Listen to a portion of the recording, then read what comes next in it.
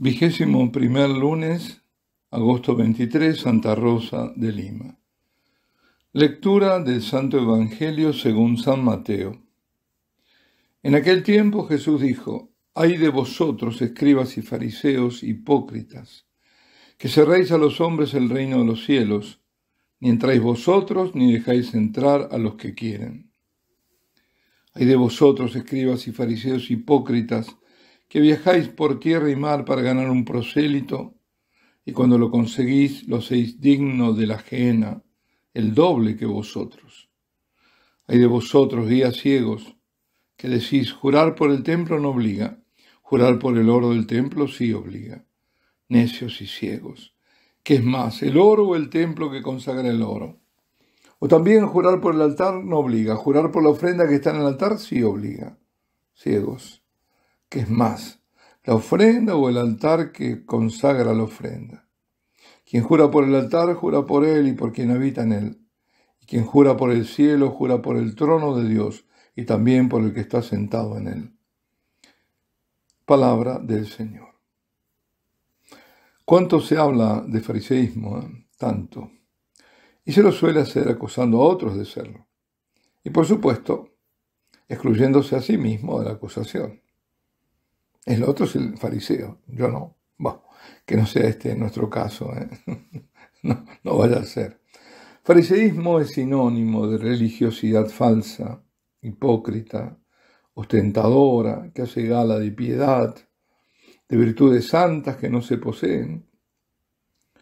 Pero los tiempos han cambiado, esto era antes, y por lo tanto también cambió la táctica del fariseo, porque hoy difícilmente este mundo admiraría la devoción, la piedad religiosa. Esto, la ostentación de piedad, todavía podría valer solo en un círculo muy limitado.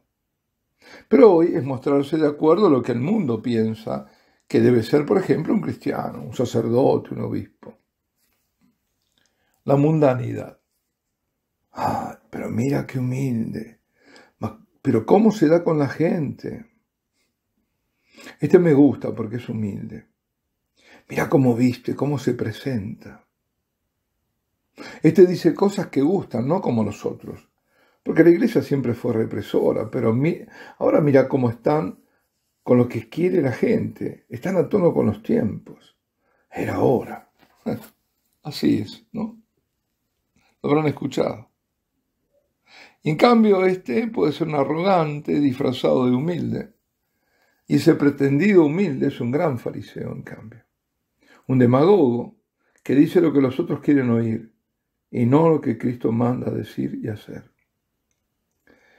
Aquellos fariseos y escribas, enemigos del Señor, fingían ser lo que no eran. Estaban llenos de envidia y celos. Sus corazones estaban ennegrecidos. Y el Señor, que penetraba lo más íntimo de los corazones, lo sabía. Y sabía que buscaban matarlo. Y ponía al descubierto sus farsas y sus intenciones. Y denunciándolos, denunciaba a los falsos religiosos de todos los tiempos, a los usurpadores de la religión, que la usurpan para sus fines perversos. Ay de vosotros, escribas y fariseos hipócritas, que cerráis a los hombres el reino de los cielos, ni entráis vosotros, ni dejáis entrar a los que quieren. Llevado a nuestros días, la queja y al mismo tiempo amenaza de perdición eterna, va dirigida a pastores, a teólogos, a predicadores, a doctores, a profesores y hasta catequistas. Sí, hasta catequistas que niegan y distorsionan la verdad de la fe y de la moral, que mostrándose misericordiosos inducen a las personas a persistir en el pecado y a condenarse. Siempre me pasa, cada vez que medito esta sentencia, digamos, del Señor, viene a mi mente aquella parte del segundo mensaje de Garabandal, que es profecía, es una profecía para nuestro tiempo.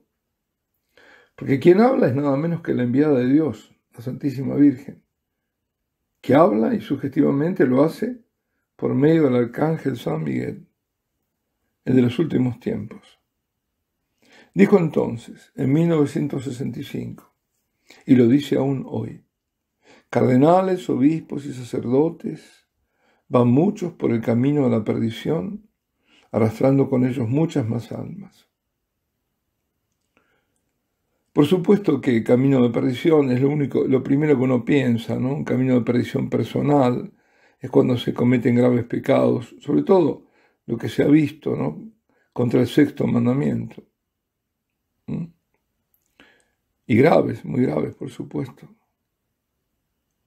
Sexo con niños, con otros hombres. A veces también festines con mujeres, pero eso poco se vio. Y también cuando se conocen giros de negocios, de altos negocios, de mucho dinero, en los que están metidos tal o cual prelado. Ese es un motivo enorme de escándalo y arrastra a mucha gente. El pecado grave lleva al que no se arrepiente al mismo infierno. El impenitente va al infierno, del que no se sale. Pero claro, ahí vienen estos falsos doctores a decirte que el infierno no puede ser eterno, o que está vacío, o semivacío, o que la ley no es un absoluto y las cosas no son como creíamos que eran, ni que Jesús vino a que se cumpliera hasta el último tilde y para eso nos trajo la gracia. Así que a no temer y seguir pecando. Bueno, los que escandalizan no solo se pierden ellos, sino que arrastran a otros, porque esos otros, esas muchas almas, descreen de la iglesia. Acusan a todos, precisamente de fariseísmo o de complicidad, o aplican a todos el rasero, y dicen y piensan que todo el clero está igualmente corrupto, y abandonan y odian a la iglesia. Sí, es lo que pasa. Pero aún más pernicioso que los escándalos son las enseñanzas heréticas, la negación de la sobrenaturalidad, demostrar al falso Cristo, al que no es, las falsas explicaciones racionalistas de los misterios, los mensajes alterados y mentirosos, en resumen, toda la falsa teología y los actos, gestos y actitudes sacrílegas que confunden y llevan al error, a la herejía, a la apostasía, a quienes creen y siguen a estos personajes que usurpan cátedras y posiciones de guía y enseñanza, y por supuesto que no son iglesia, no lo son.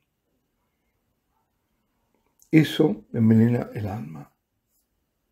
Y son los que cierran a los hombres el reino de los cielos, los que impiden el camino hacia Dios, que es el camino a la verdad y a la luz, el verdadero y único camino de santidad. Pues ni ellos entran, ni dejan que otros puedan entrar, y los arrastran con ellos a la perdición. Ay de vosotros, escribas y fariseos hipócritas, que viajáis por tierra y mar para ganar un prosélito, y cuando lo conseguís, lo hacéis digno de la ajena, el doble que vosotros. Pues hoy viajan, sí, pero no para llevar el mensaje de salvación, para llevar a Cristo y hacerlo conocer y amar, sino para llevarse ellos mismos con sus herejías. Y muchos más que esos viajes son sus mensajes los que viajan a todas partes y velozmente, los que por sus libros y por los medios telemáticos, sociales, llegan a todas partes en minutos.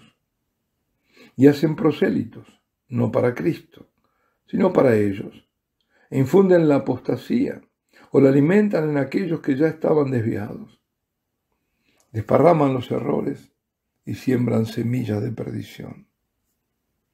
Ay de vosotros, guías ciegos, que decís, jurar por el templo no obliga, jurar por el oro del templo sí obliga. Necios y ciegos. ¿Qué es más, el oro o el templo que consagra el oro? O también jurar por el altar no obliga, jurar por la ofrenda que está en el altar sí obliga. Ciegos. ¿Qué es más, la ofrenda o el altar que consagra la ofrenda? Quien jura por el altar, jura por él y por quien habita en él. Y quien jura por el cielo, jura por el trono de Dios y también por el que está sentado en él.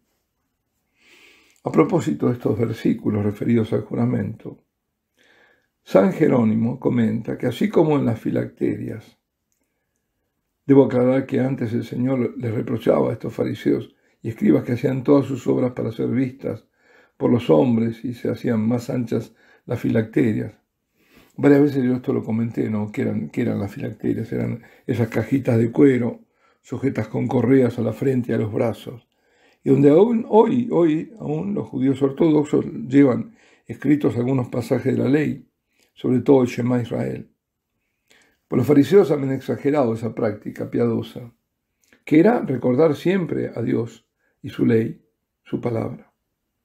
Pues comentaba San Jerónimo, que así como en las filacterias y en las orlas anchas de sus vestidos y en la buena opinión de los demás, buscaban la vanagloria, y por medio de la vanagloria, el lucro. Así, una vez descubierto el engaño, acusan de impiedad a los transgresores. Si alguno juraba por el templo en una cuestión o en alguna riña y después se le probaba la mentira, no se le consideraba como culpable.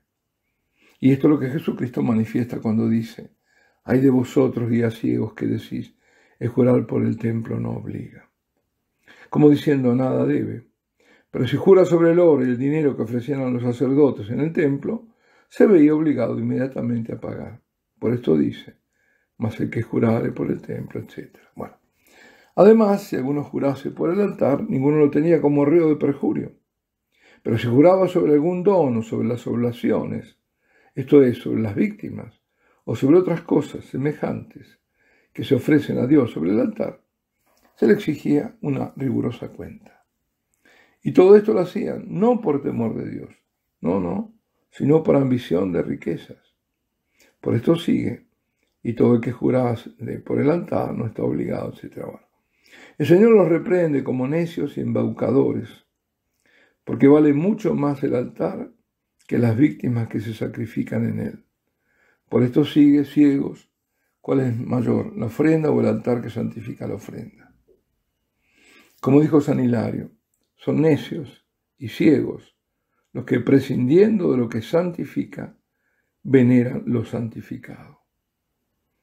Hoy, queridos amigos, vaya si se prescinde de lo que santifica.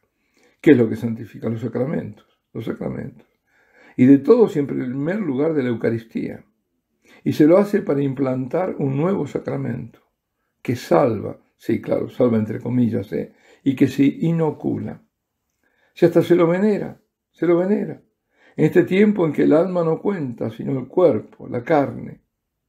Y la carne es tan necia que no le importa la vida eterna, porque al salvar la vida en esta tierra termina perdiéndola. ¿Sí? Tanto es así que es un sacramento de iniciación, porque no se puede acceder a la Eucaristía en muchos lugares, y cada vez lo veremos más, si no se tiene este otro falso sacramento, la inoculación. Hoy, queridos hermanos, la Iglesia conmemora a Santa Rosa de Lima. Nació en Lima, en Perú, el 20 de abril de 1586. Era la 10ª hija de 13 hijos. Su nombre de bautismo era Isabel, hija de una familia noble española. Claro, en aquella época también, en 1500, era España, ¿no? La Gran España. Cuando su familia sufrió lo que hoy diríamos un colapso financiero, Rosa se arremangó y ayudó también en todos los trabajos en la casa.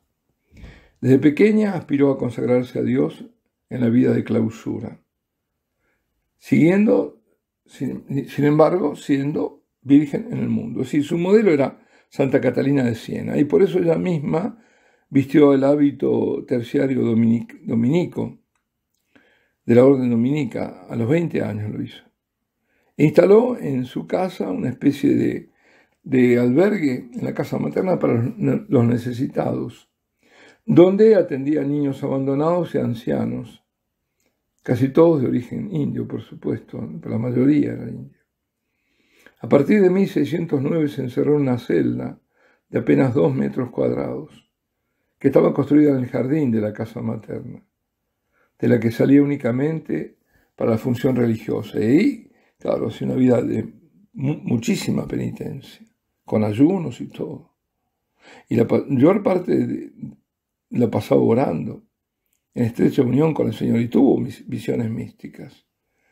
Murió consumida por las privaciones el 24 de agosto de 1617, pero lo celebramos hoy. Alabado sea Jesucristo. Santa Rosa de Lima ruega por nosotros.